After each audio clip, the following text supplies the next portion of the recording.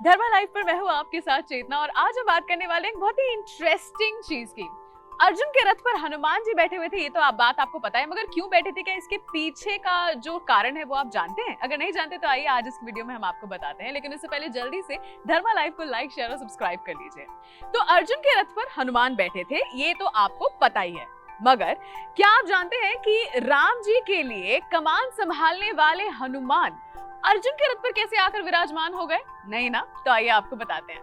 इसके पीछे की कथा जो है वो कुछ ऐसी है कि त्रेता युग से ही राम का नाम लेकर हनुमान चिरंजीवी रहे और ऐसे में एक दिन रामेश्वरम के पास उनकी भेंट अर्जुन से हो गई। अर्जुन को अपने धनुर्धारी होने पर बहुत घमंड था। हनुमान से मिलने के बाद उन्होंने कहा कि प्रभु, आपने त्रेता युग में अपनी सेना के साथ मिलकर ये पत्थर का जो पुल बनाया है ना, अगर मैं होता तो अकेले अपने बाणों से ही ऐसा पुल बनाता कि बिना टूटे आराम से वो सबको पार करा देता।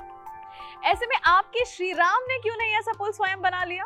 हनुमान जी ने पूरी विनम्रता के साथ कहा कि जिस जगह पर आप खड़े हैं ना, यहाँ पर बाणों से पुल बनाना असंभव है क्योंकि ये हमारा वजन संभाल ही नहीं पाता।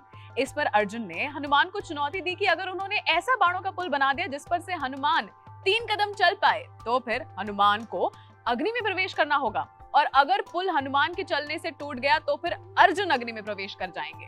हनुमान ने उनकी चुनौती को स्वीकार कर लिया और इसके बाद अर्जुन ने उनके सामने ही एक सरोवर में बाणों का पुल बनाया। हनुमान ने प्रभु राम का नाम लिया और उस पर चल पड़े। पहला कदम पड़ते ही वो पुल डगमगाने लगा, दूसरे कदम में उस पुल के टूटने की आवाजें आने लगी, तीसरा कदम पड़ने पर उस सरोवर का पानी रक्त जैसा लाल हो गया। अर्जुन के कहे अनुसार हनुमान जी पुल पर 3 कदम चल चुके थे और अब उनके अग्नि में प्रवेश करने का समय आ गया। जैसे ही वो अग्नि में प्रवेश करने वाले थे वैसे ही वहां पर श्री कृष्ण अवतरित हुए। उन्होंने हनुमान को रोका और उन्हें समझाया कि दरअसल ये पुल तो पहले कदम में ही टूट जाता, मगर मैं कछुए का रूप लेकर इस पुल के नीचे लेटा हुआ था। 2 कदमों के बाद तो ये पुल टूट गया था और हनुमान जी का तीसरा कदम असल में श्री कृष्ण के ऊपर पड़ा। इसी कारण सरोवर का पानी उनके रक्त से लाल हो गया था। ये जानकर हनुमान को बहुत ग्लानि हुई और उन्होंने क्षमा मांगते हुए उनसे अपने पाप का प्रायश्चित करने का उपाय पूछा। अर्जुन भी ये सब देखकर निराश हो गए और उन्होंने दोनों भगवानों से क्षमा मांगी।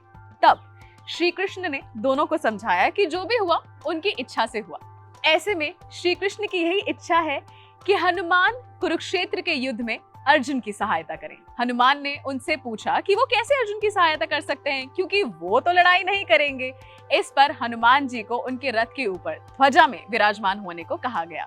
ऐसा करने से विरोधियों के बाण रथ पर लगे तो सही, पर वो हनुमान के वजन के कारण पीछे नहीं गया और अर्जुन को आगे बढ़ने से कोई नहीं रोक पाया। हनुमान जी ने उस समय श्री कृष्ण का सविनय निवेदन माना और इस प्रकार अर्जुन के रथ पर वो विराजमान हुए और सारे के सारे पांडवों की कुरुक्षेत्र के युद्ध में जीत हुई।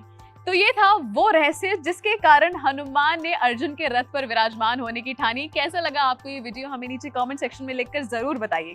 क्या आप इसकी वजह पहले से ही जानते थे? ये भी हमें जरूर नीचे कमेंट सेक्शन में लिखकर बताइएगा और ऐसी ही और वीडियोस और जानकारी के लिए देखते रहिए धर्मा लाइव।